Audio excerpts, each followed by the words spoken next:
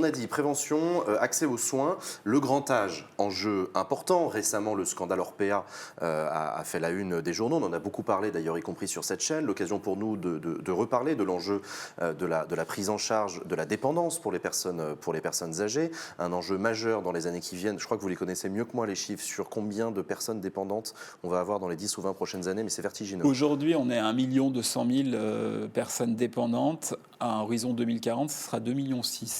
Voilà. Donc ce sera un peu plus du double. Un peu plus du. Donc voilà, on va multiplier par 2 le nombre de personnes concernées par ces problématiques. Orpea, on le rappelle, c'est un EHPAD, un établissement d'hébergement pour personnes âgées dépendantes. Ça fait partie de l'offre de soins pour les personnes dépendantes, mais ce n'est pas la seule. Il y a aussi la politique du maintien à domicile, qui est un enjeu. Vous attendez, vous aussi, là, du coup, le 1er mars, des candidats parler de ça? Qu'est-ce que vous attendez de leur part? Là aussi, c'est-à-dire comment on prévient la perte d'autonomie. On parlait de prévention tout à l'heure en santé publique en général, mais il y a la prévention aussi du maintien en autonomie, ça en fait partie.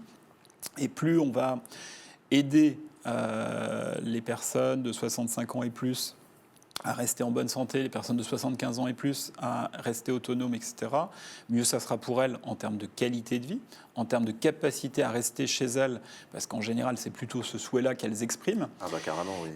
plutôt que de se retrouver en résidence ou en EHPAD.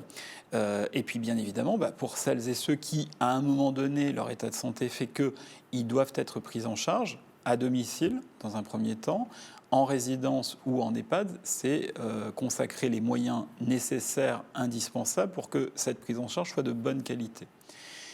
Là-dessus, je crois qu'il faut quand même qu'on se dise que collectivement, on a une responsabilité.